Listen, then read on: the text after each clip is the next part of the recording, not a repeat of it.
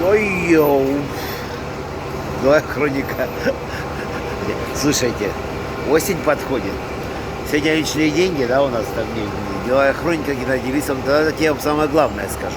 Наши телефончики, да, они перестали быть чем-то надежным, потому что правительство уже обязало в обязательном порядке значит, всех операторов связи докладывать об активности собственных клиентов.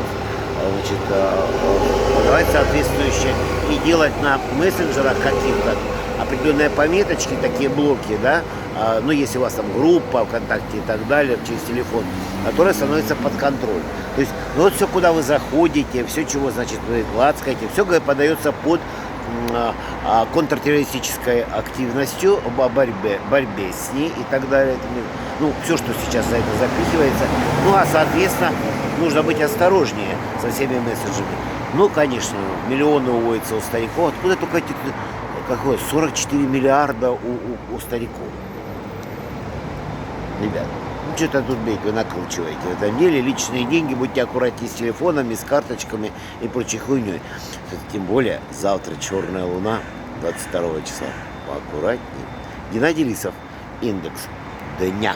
Поехали через час, на летучке встречаемся в России. Я вам, блядь, чуть-чуть отщебучу.